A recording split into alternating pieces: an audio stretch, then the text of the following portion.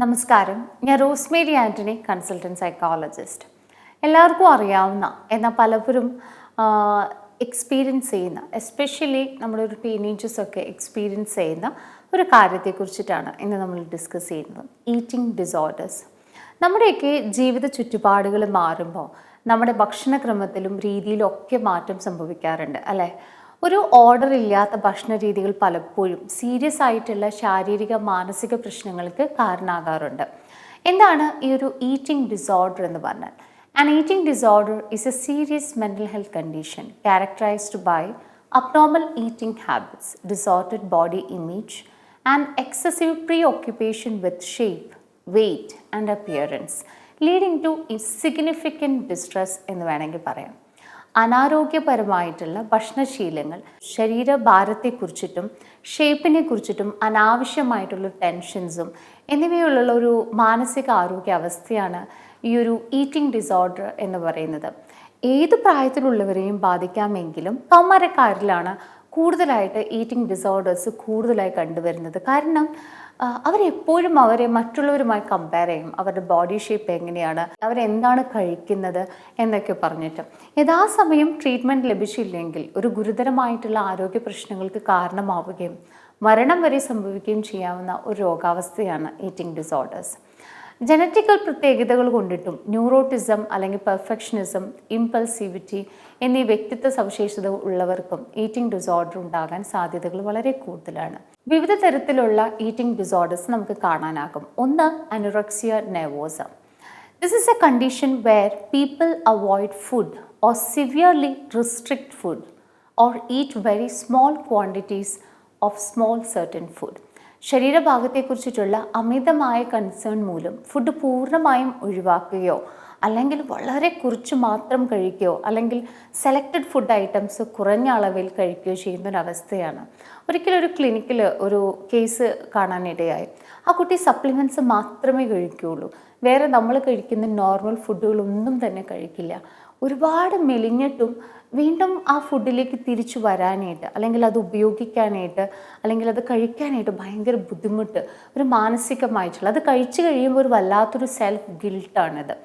നിയന്ത്രിത ഭക്ഷണ രീതികൾ, ശരീരഭാരം കുറയ്ക്കുന്നതിനുള്ള നിരന്തരമായ ഇടപെടൽ, ഹെൽത്തി ബോഡി വെയ്റ്റ് നിലനിർത്താതിരിക്കുക, എക്സ്ട്രീം തിന്നസ്, അവർ ഭയങ്കരമായിട്ടും വണ്ണം കുറഞ്ഞ് നമ്മളൊക്കെ കമൻറ്റ് പറഞ്ഞാലും അവരത് മനസ്സിലാക്കാൻ പറ്റാത്തൊരവസ്ഥ, അമിത ശരീരഭാരം ഉണ്ടെന്ന് തോന്നൽ, ഭാരം കുറവാണെന്ന് നിഷേധിക്കുക എന്നിവ ഈ ഒരു രോഗാവസ്ഥയുടെ ലക്ഷണങ്ങളാണ്.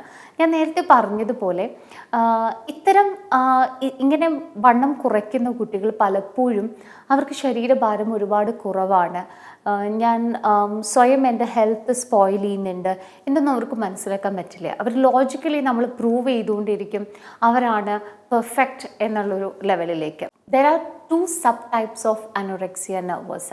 ഈ അനോറെക്സിയ നെർവോസയിൽ തന്നെ 2 തരത്തിലുള്ള കാറ്റഗറി ഉണ്ട്. ഒന്ന്, restrictive sub types severely limit the amount or type of food they consume. ഇതിൽ അവർ എന്താണോ കഴിക്കുന്നത് അത് വളരെയധികം ലിമിറ്റ് ചെയ്യുക, അല്ലെങ്കിൽ ശരിക്കും കഴിക്കാതിരിക്കുകയോ അല്ലെങ്കിൽ അവർക്ക് ഇഷ്ടമുള്ളൊരു ഫുഡ്, ചില ടൈപ്പ് ഓഫ് ഫുഡുകൾ കഴിക്കാതിരിക്കുന്ന ഒരവസ്ഥയിലേക്കാണ് റിസ്ട്രിക്റ്റീവ് സബ് ടൈപ്പ് എന്ന് വേണമെങ്കിൽ പറയാം. The second, binge purge sub type. ഇതിൽ ദേ റിസ്ട്രിക്റ്റ് ഫുഡ്, അതോടൊപ്പം ഇൻ അഡീഷൻ ചില സമയത്ത് ചെറുതായിട്ടൊന്ന് കഴിക്കും, എപ്പോഴും എന്തെങ്കിലുമൊക്കെ എടുത്ത് കഴിക്കാനായിട്ട് ശ്രമിക്കും. കഴിച്ചതിന് ശേഷം അവർ വളരെ സിവിയറായിട്ട് ഇത് ശരീരം ശുദ്ധീകരണ ഒരവസ്ഥയിലേക്ക് പല രീതിയിൽ ഇത് വൊമിറ്റ് ചെയ്ത് കളയുകയോ അല്ലെങ്കിൽ ബോഡിയിൽ നിന്ന് ഒഴിവാക്കുന്നുള്ള ചില ആക്ഷൻസ് അവർ ചെയ്യാൻ സാധ്യതയുണ്ട്. ഫോർ എക്സാമ്പിൾ, അവർ വായിൽ തന്നെ കൈയിട്ട് അത് ഛർദ്ദിക്കുക, അല്ലെങ്കിൽ പെട്ടെന്ന് ലൂസ് മോഷൻ വരാനായിട്ടുള്ള ടാബ്ലറ്റ്സ് എടുക്കുക. എങ്ങനെയാണോ ഫുഡ് ശരീരത്തിൽ നിന്ന് മാറ്റുക എന്നുള്ളൊരവസ്ഥയിലേക്ക്, ചിലപ്പോൾ ക്ലെൻസിങ്, ഓവർ ക്ലെൻസ് ചെയ്യാനായിട്ട് ശ്രമിക്കുക, ഡീടോക്സ് ചെയ്യാനായിട്ട് ശ്രമിക്കുക എന്നൊക്കെയാണ്. അപ്പോൾ ബിഞ്ച് പേർജ് സബ് ടൈപ്പ് അവർ കഴിക്കുകയും ചെയ്യും, കുറച്ച് കൃത്യമായിട്ട് കഴിക്കില്ല, പക്ഷെ എപ്പോഴെങ്കിലും എന്തെങ്കിലുമൊക്കെ എടുത്ത് ഇങ്ങനെ കഴിക്കുന്നൊരു അവസ്ഥ. അതല്ല എങ്കിൽ വളരെ എക്സസീവായിട്ട് നമ്മുടെ ശരീരം ക്ലീൻ ചെയ്യുന്നൊരവസ്ഥയിലേക്ക് പോവാം. The second is bulimia nervosa. ഒരു നിശ്ചിത കാലയളവിൽ അസാധാരണമാം വിധം ഭക്ഷണം കഴിക്കുകയും അമിതമായി ഭക്ഷണം കഴിക്കുന്നത് നിയന്ത്രിക്കാനോ നിർത്താനോ സാധിക്കാത്തൊരവസ്ഥയാണ് ബുലീമിയ നെർവോസ എന്ന് വേണമെങ്കിൽ പറയാം. അതായത് ഒരു കുറേ നേരത്തേക്ക് നമ്മൾ മറ്റൊരാളെ കാണുന്നതിന് മുമ്പ് വളരെ മറ്റുള്ളവരിനേക്കാൾ കൂടുതൽ നന്നായി ഭക്ഷണം കഴിക്കുന്ന ഒരു അവസ്ഥയാണ്, അമിതമായി ഭക്ഷണം കഴിക്കുന്ന ഒരു അവസ്ഥയാണ് ബുലിമിയ നർവോസ എന്ന് വേണമെങ്കിൽ പറയാം. അതവർക്ക് നിർത്താൻ സാധിക്കാത്തൊരവസ്ഥയിലേക്ക് പോകുന്നു എന്നുള്ളതാണ്. സാധാരണയായി മറ്റുള്ളവർ താല്പര്യമില്ലാതെ ഒഴിവാക്കുന്ന ഭക്ഷണമാണ് ഈ രോഗാവസ്ഥയിലുള്ളവർ അമിതമായി കഴിക്കുന്നതും. അമിത ഭക്ഷണം മൂലമുള്ള പ്രോബ്ലംസ് ഒഴിവാക്കാനായിട്ട് വൊമിറ്റ് ചെയ്യാൻ ശ്രമിക്കുന്നതും, അല്ലെങ്കിൽ ഫാസ്റ്റിംഗ്, എക്സസീവ് എക്സസൈസ് ഇവയിൽ ഏർപ്പെടുന്നതും, മേ ബി ഒരു ലാക്സേറ്റീവ്സോ അല്ലെങ്കിൽ ഡയോറിറ്റിക്സോ അമിതമായി ഉപയോഗിക്കുന്നതും ഇത്തരക്കാരുടെ ഒരു പ്രത്യേകതയാണ്. അതായത് ബേസിക്കലി ഡീടോക്സ് ചെയ്യണം, ബോഡി ക്ലെൻസ് ചെയ്യണം. ഒരുപാട് ഭക്ഷണം കഴിച്ചതിന് ശേഷം അതെല്ലാം ബോഡിയിൽ നിന്ന് ഫ്ലഷ് ഔട്ട് ചെയ്യാനായിട്ട് പല മാർഗങ്ങളും സ്വീകരിക്കുന്ന ഒരവസ്ഥയാണ് ബുലിമിയ നർവോസ എന്ന് വേണമെങ്കിൽ പറയാം. ഇതിൻ്റെയൊക്കെ സിംറ്റംസ് എന്താണെന്ന് നമുക്ക് നോക്കാം. ഭാരത്തെക്കുറിച്ചിട്ടുള്ള അമിതമായിട്ടുള്ളൊരു ഭയം.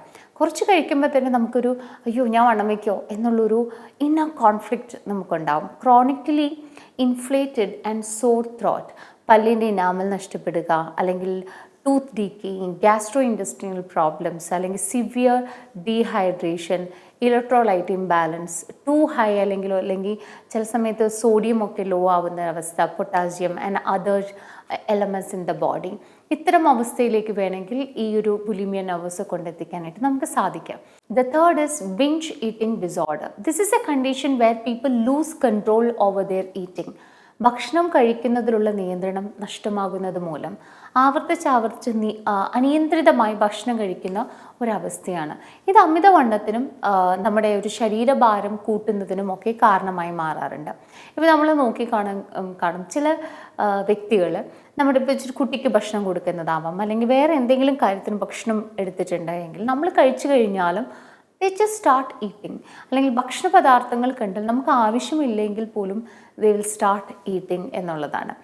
സിംറ്റംസ്: വിശപ്പില്ലാത്തപ്പോഴും അമിതമായി ഭക്ഷണം കഴിക്കുന്നൊരവസ്ഥ, ബിഞ്ച് എപ്പിസോഡ് ഉള്ള സമയത്ത് വളരെ വേഗത്തിൽ കഴിക്കുന്നൊരു ലെവല്, അൺകംഫർട്ടബിളി ഫുള്ളി ആകുന്നത് വരെ, ഭയങ്കരമായിട്ടും ചില സമയത്ത് വയറ് നിറയുന്നത് വരെ, അല്ലെങ്കിൽ ഒരു എംബാരസ്മെൻറ്റ് ഒഴിവാക്കാനോ തനിച്ചു രഹസ്യമായി കഴിക്കുക, അല്ലെങ്കിൽ മറ്റുള്ളവരെ കാണാതെ ഒരു നാണക്കേട് ഒഴിവാക്കാനായിട്ട് ഒറ്റയ്ക്ക് പോയിരുന്ന് കഴിക്കുന്നൊരവസ്ഥ, അല്ലെങ്കിൽ കഴിക്കുന്നതിനെക്കുറിച്ച് ഷെയിം അല്ലെങ്കിൽ ഒരു ഗിൽട്ട്, കഴിച്ചതിന് ശേഷം they carry lot of guilt in dum.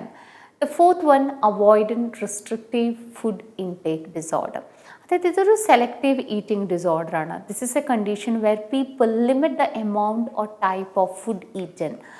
എന്നാൽ ഈ ഡിസോർട്ടഡ് ബോഡി ഇമേജോ അല്ലെങ്കിൽ ഒരു ഭാരം വർദ്ധിക്കും എന്നൊരു ഫിയറോ അഫ്രൈഡ് ഇവർക്ക് ഉണ്ടാവില്ല, അല്ലെങ്കിൽ ഒരു പേടി ഉണ്ടാവില്ല. എന്നാൽ ശരീരത്തിന് ആവശ്യമായിട്ടുള്ള ഭക്ഷണം കഴിക്കാത്തത് മൂലം ബോഡി നമ്മുടെ ഫങ്ഷൻസ് മെയിൻറ്റെയിൻ ചെയ്യുന്നതിന് ആവശ്യമായിട്ടുള്ള കാലറീസ് ലഭിക്കില്ല.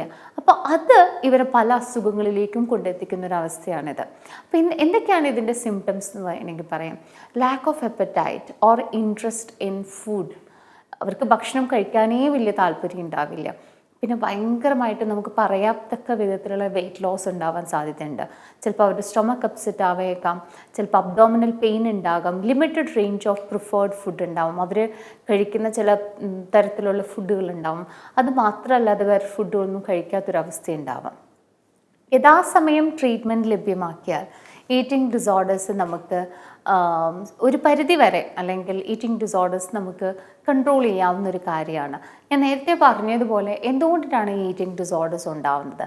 ഒന്ന്, ജനറ്റിക് ഫാക്ടേഴ്സാണ്. നമ്മുടെ ഫാമിലി ഹിസ്റ്ററിയോ അല്ലെങ്കിൽ ഏതെങ്കിലും തരത്തിലുള്ള മെൻ്റൽ കണ്ടീഷൻസ് ഉണ്ട് എങ്കിൽ നമുക്ക് ഈറ്റിംഗ് ഡിസോർഡേഴ്സ് വരാൻ സാധ്യതയുണ്ട്.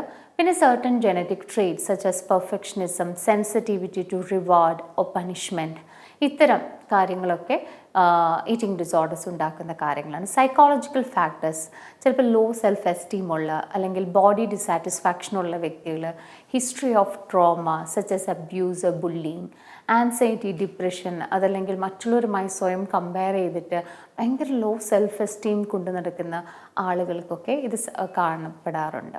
അതല്ലാതെ സോഷ്യൽ ആൻഡ് കൾച്ചറൽ ഫാക്ടേഴ്സ് ഉണ്ട്. അതായത് pressure to conform or societal standard of beauty such as a thinness ideal. നമ്മുടെ ആരോഗ്യം ഒരു ഹെൽത്തി എന്നതിനേക്കാൾ കൂടുതൽ എങ്ങനെയെങ്കിലും വണ്ണം കുറഞ്ഞ് സ്ലിം ആയിട്ടിരിക്കുക, അല്ലെങ്കിൽ അവർക്കിഷ്ടപ്പെട്ട ഒരു ആക്ട്രസിൻ്റെയോ അല്ലെങ്കിൽ ആക്ടറിൻ്റെ ബോഡി പോലെ വരാനായിട്ട് നമ്മുടെ ശരീരഭാരം കുറയ്ക്കുന്നൊരവസ്ഥയിലേക്ക് പോകുന്നത് കാണാറുണ്ട്. Influence of media and social media promoting unrealistic body images. ഇത് കൂടാതെ പിയർ പ്രഷർ. ഇത് കൂടാതെ കുറച്ച് ബയോളജിക്കൽ ഫാക്ടേഴ്സ് ഉണ്ട്. ചിലപ്പോൾ imbalance in brain chemicals that's regulates your mood and appetite. ചിലപ്പോൾ ഹോർമോണൽ ചേഞ്ചസ് ഉണ്ടാകാം. എസ്പെഷ്യലി ഡ്യൂറിങ് അഡോളസൻസ് ഈ ഹോർമോണൽ ചേഞ്ചസ് ഉണ്ടാവാം. ഇമ്പാക്റ്റ് ഓഫ് ക്രോണിക് ഡയറ്റിംഗ് ഒരു മാൽന്യൂട്രീഷൻ ഇതിനൊരു കാരണമാണ് എന്നുള്ളതൊക്കെയാണ്. ഇനി ഈ ഈറ്റിംഗ് ഡിസോർഡേഴ്സ് ഒക്കെ എങ്ങനെയാണ് നമ്മൾ ഇമ്പാക്റ്റ് ചെയ്യുന്നത്? Impact of eating disorders severe physical health problems ആണ് ഇതുമൂലം നമുക്ക് ഉണ്ടാവുന്നത്. ചിലപ്പോൾ അത് മാൽന്യൂട്രീഷനിലേക്ക് നയിക്കാം, ഹാർട്ട് ഇഷ്യൂസിലേക്ക് നയിക്കാം, ബോണ്ട് ലോസ്, അല്ലെങ്കിൽ നമ്മുടെ എല്ലിൻ്റെ കാൽഷ്യം നഷ്ടപ്പെടുന്നൊരവസ്ഥ. ഇത് കൂടാതെ emotional distress including depression, anxiety, isolation, അല്ലെങ്കിൽ ബോഡി ഇമേജ്. അങ്ങനെ നമുക്ക് സീരിയസ് ആയിട്ടുള്ള സൈക്കോളജിക്കൽ ഇഷ്യൂസിലേക്ക് പോകാനായിട്ടുള്ള സാധ്യതകളുണ്ട്. Long term consequence if it left untreated including നമ്മുടെ ഒരു സിവിയർ ആയിട്ടുള്ള ഹാർട്ട് ഡിസീസിലേക്കൊക്കെ പോകുന്ന ഒരവസ്ഥയിലേക്ക് കാരണമാകാം ഈ ഈറ്റിംഗ് ഡിസോർഡേഴ്സ് എന്നുള്ളത്. എങ്ങനെയാണ് നമുക്കിത് പ്രിവെൻഷൻ ചെയ്യാൻ പറ്റുക എന്നുള്ളതാണ്. Early intervention is very important. എത്രയും നേരത്തെ നമ്മുടെ സഹോദരങ്ങൾക്കോ നമ്മുടെ സിബ്ലിങ്സോ അല്ലെങ്കിൽ നമ്മുടെ കുടുംബത്തോ അല്ലെങ്കിൽ നമുക്കോ ഈ അസുഖമുണ്ടോ എന്ന് തിരിച്ചറിയുക എന്നുള്ളതാണ്. There are different psychotherapy, CBT, DBT, nutritional counselling. ഇതൊക്കെ നമുക്കിതിനൊരു പ്രിവെൻഷൻ ചെയ്യാൻ പറ്റുന്ന കാര്യങ്ങളാണ്. സോ അണ്ടർസ്റ്റാൻഡ് ദിസ് ഇസ് ഒരു അവയർനെസ് ആണ്. ഇത്തരം കാര്യം നമ്മൾ സപ്പോർട്ട് ചെയ്ത് ഒരു കമ്പാഷനേറ്റോട് കൂടി അവരുടെ ജീവിതത്തിലേക്ക് തിരിച്ചു കൊണ്ടുവരിക എന്നുള്ളതാണ്. സോ നമ്മളെ തന്നെ ചെക്ക് ചെയ്യുക, നമ്മുടെ ഫാമിലിയും നമ്മുടെ സറൗണ്ടിങ്സും ഇത്തരം ആളുകളുണ്ട് എങ്കിൽ അവർക്കൊരു ഹെൽപ്പ് അല്ലെങ്കിൽ ഒരു അവയർനെസ് പകർന്നു കൊടുക്കാൻ നിങ്ങൾക്ക് സാധിക്കട്ടെ. നന്ദി, നമസ്കാരം.